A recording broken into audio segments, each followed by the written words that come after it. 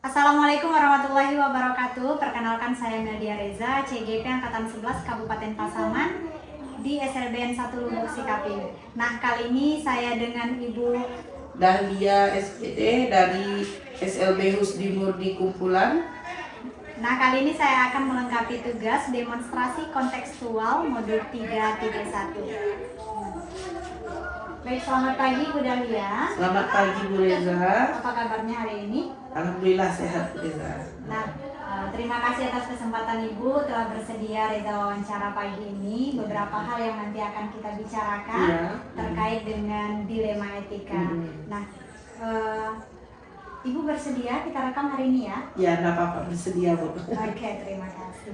Nah, pertanyaan pertama Ibu, bagaimana Ibu dapat mengidentifikasi kasus-kasus yang merupakan dilema etika atau bujukan moral di sekolah Ibu?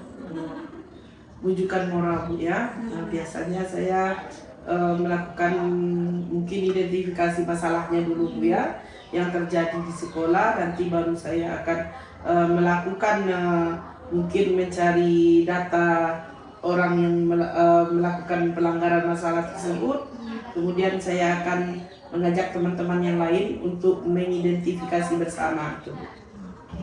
Nah, yang kedua, bagaimana Ibu menjalankan pengambilan keputusan di sekolah, terutama untuk kasus-kasus di mana ada dua kepentingan yang sama-sama benar atau mengandung nilai-nilai kebajikan? Oh, iya Bu ya, untuk mengambil keputusan ini biasanya kan biasa yang kita lakukan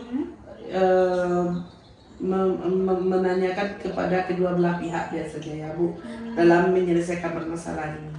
Tapi biasa kami juga meminta juga pendapat kepada pihak ketiga untuk memberikan juga saran bagaimana hasilnya terbaiknya nanti. Lalu bagaimana prosedur atau langkah-langkah yang biasa Ibu lakukan dalam penyelesaian kasusnya? Biasanya kami yang pertama mencari ujung dari permasalahan ini kan. Yang kedua kami mencari siapa yang mengalami permasalahan tersebut.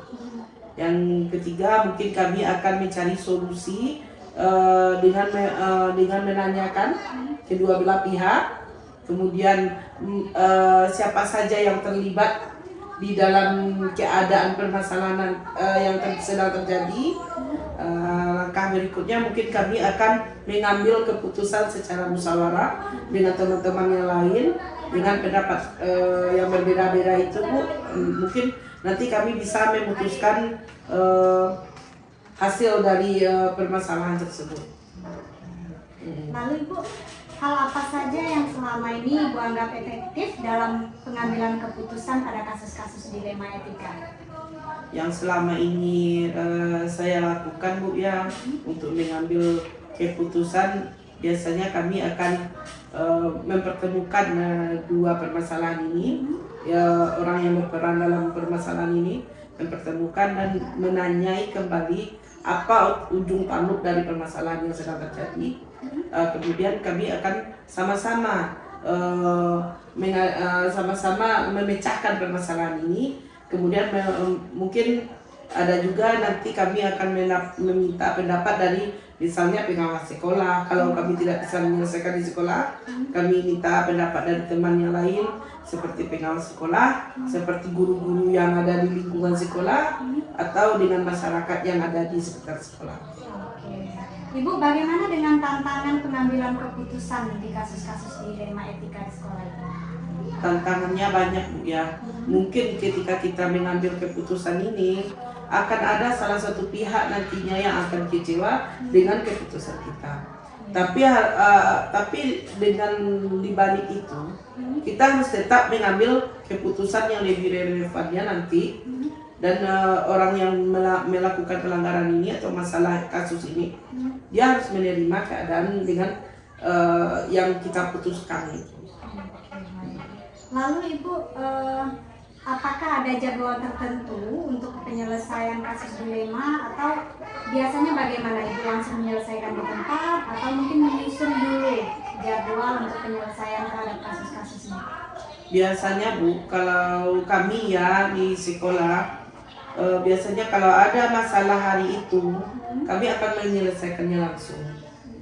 Karena kalau ditunda-tunda itu akan memakan waktu yang banyak juga nanti. Padahal kegiatan sekolah kita akan terus berjalan gitu kan. Jadi lebih baik kami menyelesaikannya sekarang.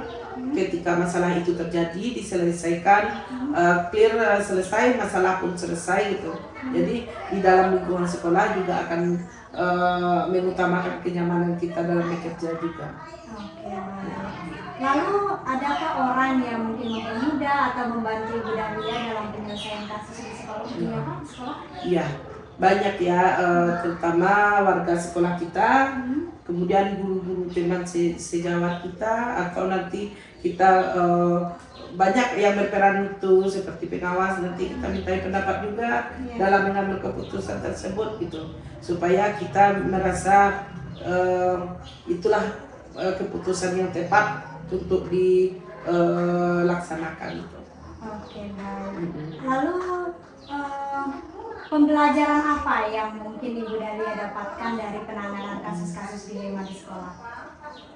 Pembelajarannya ya Bu, karena mungkin di setiap kita mengambil keputusan, di setiap kita mengambil resiko untuk memutuskan suatu permasalahan, pasti ada teman yang nantinya yang kecewa kepada kita tentang keputusan itu, pasti ada.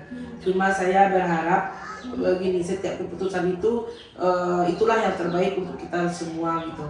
Jadi pengalaman saya itu ya mungkin banyak ya Bu ya yang dikatakan nanti sama teman-teman yang lain, kalau kita tidak seimbang lah atau yang ini atau itu, tapi itu kembali ke sosial emosional kita sendiri, bagaimana nanti saya memelihara sosial emosional saya supaya tidak terpancing dengan masalah yang akan datang.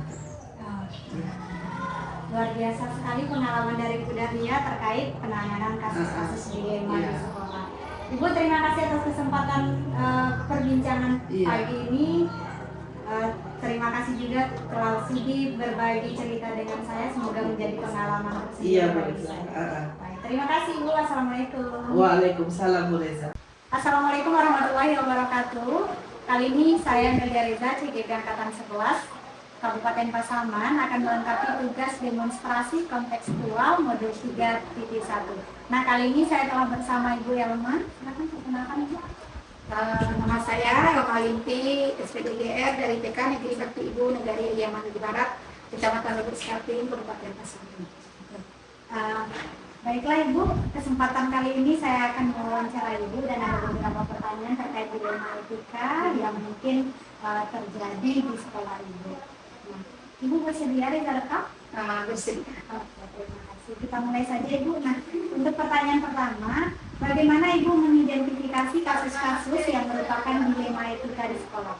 Baiklah Bu Reza, kemarin memang ada masalah dilema etika di sekolah saya, dimana kemarin ini kedisiplinan guru itu masih kurang menurut saya, jadi masih ada beberapa orang guru itu, walaupun nggak semuanya ya Bu Reza ya, masih ada beberapa guru itu yang masih belum disiplinnya masih belum bagus ya. Lalu Ibu, bagaimana Ibu menjalankan pengambilan keputusan di sekolah, terutama untuk kasus-kasus di mana ada dua kepentingan yang sama-sama benar atau sama-sama memiliki nilai kebajikan? Ya, sebenarnya setelah saya identifikasi kenapa dia ini sering terlambat, jadi alasannya begini, karena di rumahnya kesibukan di rumah, jadi untuk ngurus-ngurus anaknya sekolah dulu, baru sekolah, datang ke sekolah itu kan. Jadi menurut saya betul dia itu mengurus keperluan, misalnya ngantar anaknya ke sekolah dulu, baru datang ke sekolah, tapi dengan menurut saya itu harus manajemen waktunya gitu kan. Jadi dia harus juga datang tepat waktu walaupun apapun kesibukannya di rumah sehari-hari. Baik Ibu, dengan adanya kasus seperti itu, biasanya Ibu melakukan apa yang Ibu lakukan untuk prosedurnya untuk menyelesaikan itu? Biasanya saya memanggil guru itu, mencari alasannya kenapa dia datangnya setelah, walaupun saya kadang sudah sering saya kasih teguran gitu kan. Ternyata ada alasan dia itu ya itu Bu, kadang karena kesibukan itu katanya kan. Jadi saya sebagai pihak sekolah saya memberikan kalau pelanggarannya terlalu sering saya akan memberikan teguran yang cukup keras. Lalu Ibu, hal apa yang Ibu anggap efektif selama ini dalam mengambil keputusan terkait kasus itu? Yang efektif menurut saya selama ini saya sering dengan Bu Pengawas, sekarang Bu Pengawas kan sudah di sekolah, jadi saya sering konseling juga sama guru bagaimana dengan guru yang seperti ini dan langkah-langkah apa yang sebaiknya saya lakukan supaya kedisiplinan budaya positif di sekolah itu bisa terlaksana. Lalu Ibu, apakah ada tantangan bagi Ibu selama ini dalam pengambilan keputusan terkait kasus dilema itu? Sebenarnya tantangannya ada sih, tapi ya tantangannya begitu Bu. Saya ingin anak-anak itu kan datang ke sekolah itu memang disambut oleh gurunya di pintu gerbang, tapi tantangannya seperti yang saya alami begitu sulitnya memberikan motivasi atau merubah paradigma berpikir guru ini untuk budaya positif tadi itu, untuk merubah kebiasaan dia sehari-hari biasanya telat itu untuk waktu itu agak susah juga dengan alasan-alasan yang banyak lah dari guru itu kan. Jadi memang sebenarnya susah mindsetnya itu susah untuk diubah gitu. Lalu Ibu, misalnya seperti itu kan ada kasus, apakah biasanya Ibu menyediakan jadwal waktu tertentu untuk penyelesaiannya atau bagaimana? Biasanya saya memang menyediakan waktu tertentu saja pulang sekolah, anak-anak sudah pulang semuanya, jadi saya kumpulkan, saya panggil guru yang saya coba untuk memahami, saya tanya coba memahami apa sebenarnya kenapa dia datang telat ke sekolah, dan saya juga memberikan solusi pada ibu itu supaya kita seorang guru itu memang harus sebagai pengetahuan dari murid kita di sekolah. Oke.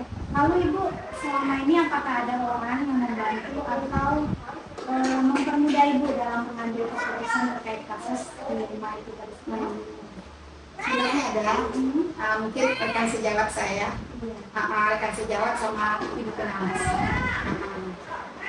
Nah yang terakhir Ibu, pengalaman apa yang Ibu dapatkan selama menangani kasus-kasus yang terkait dengan dilema etika ini? Sebenarnya ada sih pengalamannya Bu Reza. Ini pengalamannya saya pikir dan saya rasakan itu sangat menjadi pengalaman yang berharga buat saya. Bagaimana saya bisa mengarahkan guru ini untuk datang tepat waktu itu dengan memahami kondisi dia sebenarnya di rumahnya, dan saya bisa merubah kebiasaan itu dari yang dia datangnya telat. Sekarang alhamdulillah dengan pendekatan yang saya lakukan sudah mulai berubah.